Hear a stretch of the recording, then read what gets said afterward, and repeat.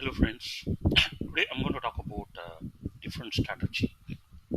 I happened to read this strategy in one of the book, which was really fantastic. So you can see here in my screen how to use 20 EMA to find the short-term explosive stock moves. This was very impressive book. It's written by Jay Shah, and this really was a very good strategy. And when I kind of backtested on a couple of stocks, this really worked. When he says it's an explosive stock mover, it's really an explosive stock mover. When the stock meets particular criteria, the stock moves nearly 10 to 15% in the next couple of days. So that good is the strategy. So I'm going to talk about this strategy today. I'm going to explain the strategy, and then I'm going to walk you through some of the stocks where this strategy is really worked as an example. Okay, let us go into the strategy. See, this strategy talks about a stock crossing the 20-day EMA. Okay, so when a stock crosses 20-day EMA, it is tend to be bullish. Also, if the stock crosses with a huge volume, then it's really a good bullish sign. But can you buy that just by going saying that okay, the stock has crossed 20-day moving average, stock is closing about 20-day moving average? Definitely not, because that cannot be one single criteria. Stocks have retraced and they've gone back down. Even next day, they will go down below 20-day moving average, right? So it cannot be one single criteria which can be used for buying a stock or selling a stock. So what else we need to do? So we need to exactly know where the stock makes a breakout. See, breakout is the important situation where the stock makes an explosive. So breakout is something the stock makes a high of a previous resistance. So when it breaks that high previous resistance and makes a high with a good volume, that means stock has gained the potential to make a further move to new highs. So that's exactly what we are going to see today. This book explains that, and credit goes to Jason. So I'm going to show you how that works in a couple of stocks. So what basically I've done is I have coded in my Oracle database. So I maintain an Oracle database where I download daily cash prices and I upload to my Oracle database, and I have a procedures running which basically calculates all these things.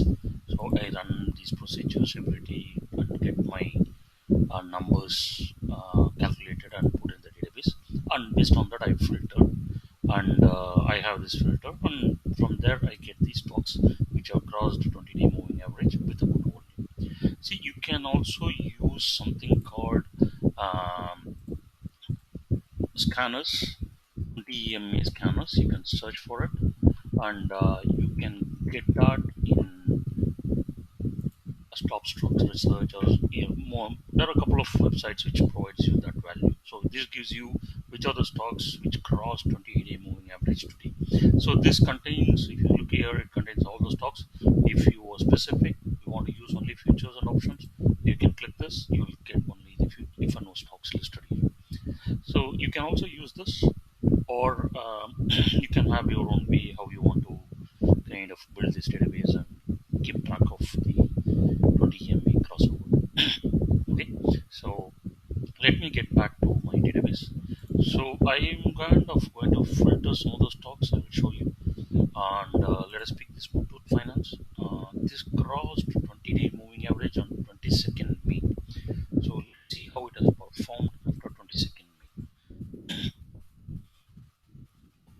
So here is a chart of Muthoot Finance, and 22nd May it made an explosive move. Okay, so but basically the stock crossed the 20-day moving average on 21st of March. So after that, if you see, it never went below. Okay, let us take now 21st of March as a crossover, because after a long time, for almost 1.5 months it was below, 1.5 to 2 months it was below 20-day moving average, and it made a good breakout about 20-day moving average on 21st March. So let us take this. Okay, so after breakout, it makes higher high. So keep watching how long it makes higher high. So 3 days it makes higher high. Higher high means today's high is more than yesterday's high. So this high is more. This high is more than this high, and this high is more than this high. And after this third day, the stock makes a bearish candle. Okay, so I will mark this high as my pivot. Okay, so I'll mark that as my pivot. Let me make a mark.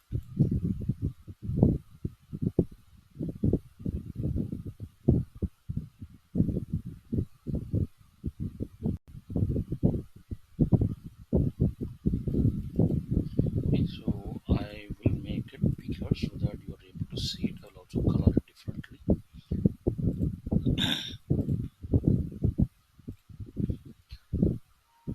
So this is my pivot. Okay, so this is the high it made, and after that, right, it came down and it touched the 20-day moving average again, and it was again touching the 20-day moving bouncing. So the important thing is the stock should not go below 20-day moving average. Then your setup is null and void. So, but here the stock is not going below 20-day moving average. I mean, when I say below, it should not close below 20-day moving average. See, here it went below. The low was below 20-day moving average, but still it recovered and it closed above 20-day moving average. See, this is a good example where the buyers come in and push the stock, and they're not allowing the stock to close below 20-day moving average. So that's very good. Okay, so the stock keeps on touching and it keeps slow, makes a slow move, and finally on 26th April it makes a very good breakout of the pivot, this high. And you also see here the volume is really good on 6th of April. So this is a fantastic setup. So it made a big candle, and also it broke the my pivot, and also there is a good volume when this candle was formed. So I'm convinced that the stock is in a bullish mode. So next day I go and buy this. For example, we take it as we buy it at the close, like 20,027. Okay, stock didn't make much there, right? So the highs, lows, it was like a smaller doji candle. So the highs and lows were very close. So let us, for our example sake, we'll take it as 1,027 is my purchase price. So within 5 days, the stock touches 1,078 as a high and closes 1,050, right?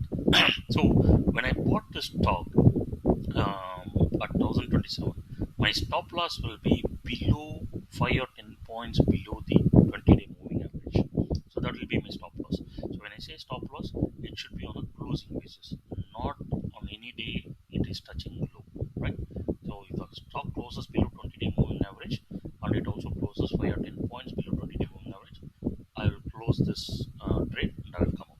So that is how my stop loss will be. So somewhere, like I would say, my stop loss will be 970. So 1027 is my purchase price, 970 will be my stop loss. That means I am kind of betting 60 points as a risk, right? So if I need to have a reward as 1:1, so 60 points my risk, my reward should be 60 points, right? So I need to wait for 60 points. And if you look into it, the fifth day I got around 50 points between 1027 to 1078. Almost I made 50 points here, right? If I want, I could have exited, or if I continue with the trade, I have no problem until I'm going to hit my stop loss. So after that, the stock retraces back again to 20-day moving average. It takes a very good support there. It is not going below 20-day moving average, and it keeps traveling. And on 4th of May, stock makes another bullish candle, and here now this volume is really good. You see the volume, it's been fantastic volume. So now the stock makes a very good move, and it keeps moving, and again it touches back. See, you can profit here, somewhere here, or somewhere here. If you want, you would have made 60 points, or if you want to continue, you can continue here. If you it continued, what would have happened is there is a possibility that you would have hit a stop loss here because it closed below 20-day moving average, and you might have hit a stop loss. And still, you would see on what basis you would have hit a stop losses. I would have been trailing my stop loss. If you're not trailing your stop loss, then you would not have hit a stop loss. So in case if you still maintain your stop loss at 970, then you will be carrying the trade.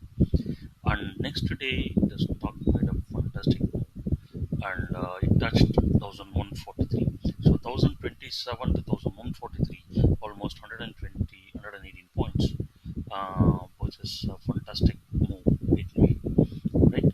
And with a 550 lot size for Muthoot Finance, 550 into 1120 points, you make 66,000, and within say like 30 to 40 days, 30 days maximum. If you take the trading days, it would have been 30 days, right? So 30 to 35 days approximately. So this is the power of this 20-day moving average. So let us also look into one more example. Let me see comments. We can check ACC also if you want. You can check ACC.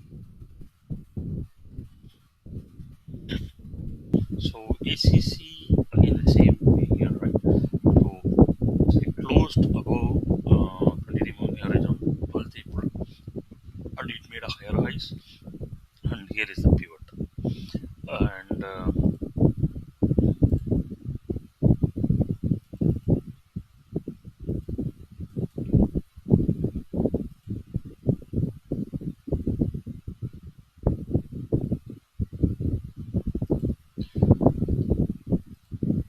so with this pivot, the stock has still not broken the pivot. It is trying to make a comeback, and see here exactly is what it has made. See here, it has broken. See, I won't take the trade here. It is volume is pretty decent, but not to the extent I wanted.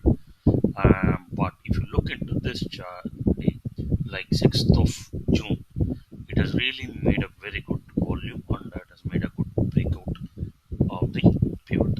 So in coming days, I would expect ACC to move further, and it can make some good highs, and probably it can go up to 1932, which was the previous high.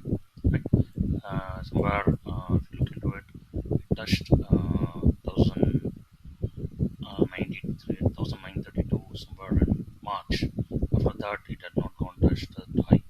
So probably ACC could touch 1932. So 1932 is almost another 80 points for ACC. So that could come in coming days. So that means it will go above R2, and may go close to R3. So this is one simple strategy, but it looks very powerful, and it's really working. And as I said, two criteria here: the stock should